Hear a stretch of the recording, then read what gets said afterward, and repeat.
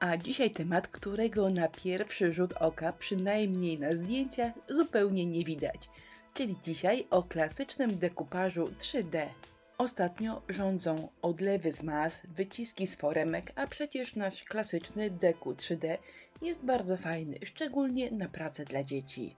Dziś pokażę Wam dwie metody na uzyskanie efektu 3D. Pierwsza jest łatwiejsza i dedykowana tylko do papieru ryżowego, a druga to metoda serwetkowa, którą do ryżówki także będziecie mogli zastosować.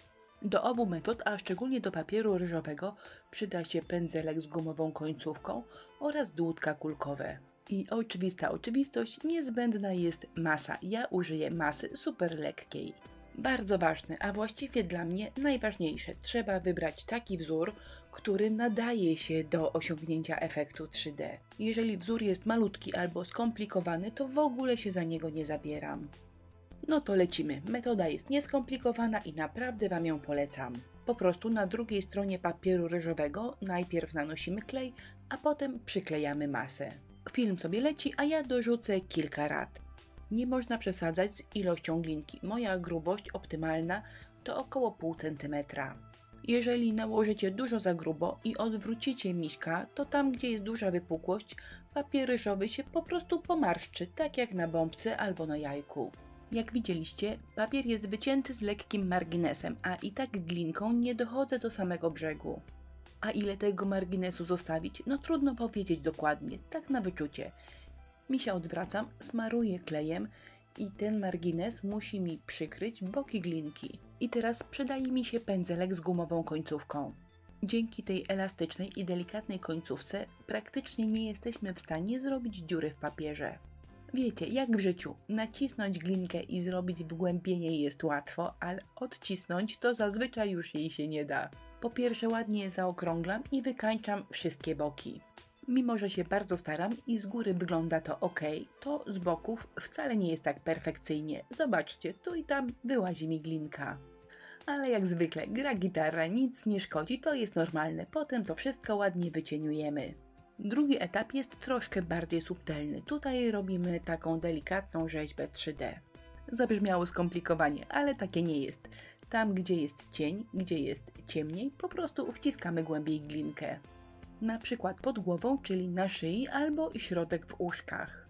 Linię brzuszka także delikatnie ugniatam. W kamerze tego zupełnie nie widać, ale w naturze to bardzo ładnie wygląda. Papier ryżowy jest wytrzymały, ale i tak trzeba to robić z wyczuciem, no bo potem z dziurą trzeba będzie sobie jakoś radzić.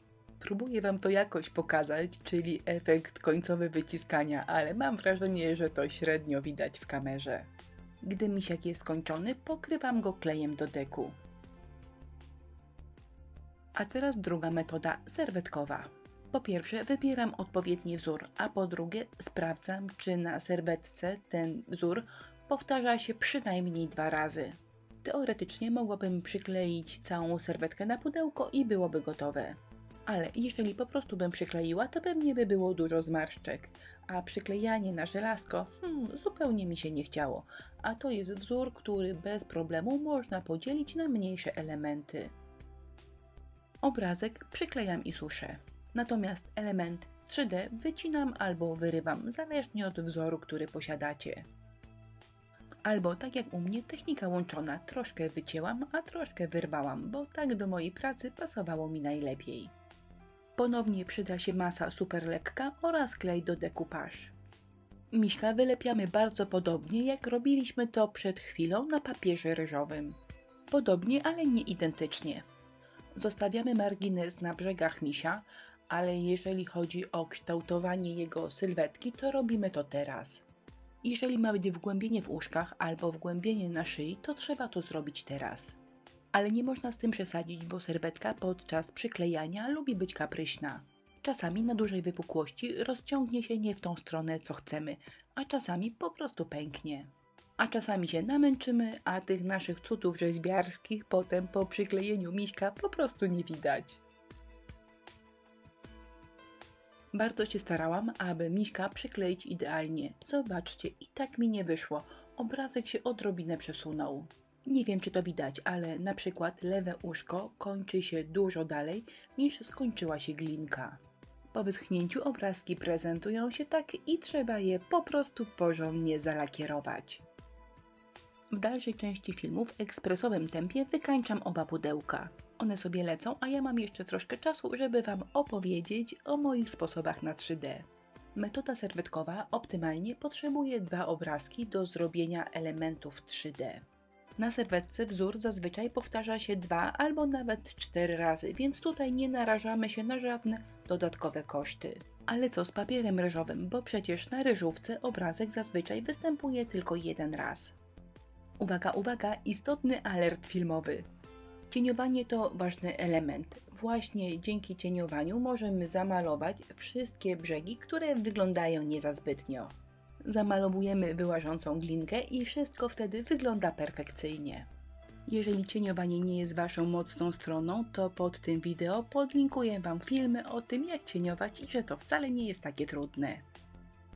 No to wracam do ryżówki, w której chcemy osiągnąć efekt 3D metodą serwetkową. Po pierwsze wycinamy obrazek, potem przykładamy go do pudełka i obrysowujemy brzegi. Obrys wypełniamy glinką dokładnie tak samo, jak robiliśmy to na serwetkowym misku. Przyklejamy papier ryżowy na glinkę i dadam, 3D gotowe. Oczywiście ta metoda także się sprawdzi, jeżeli pechowo na serwetce motyw występuje tylko 1 raz i nie macie możliwości dokupić drugiej. W pracach 3D rewelacyjnie sprawdza się lakier 3D. Uwielbiam nabłyszczać niektóre elementy, uważam, że to wygląda naprawdę świetnie. U misia na przykład nosek, stópki, gwiazdki i jeszcze troszkę takich randomowych kropeczek, które wyglądają jak deszczyk. Z uporem lepszej sprawy próbuję Wam pokazać, jak to fajnie w naturze wygląda, ale mam wrażenie, że wszystko fajne kamera mi obcina. Chyba musicie mi uwierzyć na słowo, że w naturze ten efekt jest widoczny i naprawdę bardzo fajny. A jak takiego misiaka dotkną malutkie paluszki, to na pewno będą szczęśliwe. Ta wersja także ma nabłyszczony nosek, stópki, wszystkie kwiatki oraz ważkę. Stosowałyście może kiedyś tego typu technikę, a może macie lepszy pomysł na deku 3D, bo bardzo możliwe, że moja metoda wcale nie jest najfajniejsza i najłatwiejsza. Miało być króciutko, ale wcale tak krótko nie wyszło. Dziękuję Wam za uwagę. Jak zwykle listę produktów, których używałam w filmie, znajdziecie pod tym wideo, czyli w opisie filmu. A ja dziękuję za uwagę, zapraszam na inspirello.pl i na naszą grupę na Facebooku Inspirello i Przyjaciele.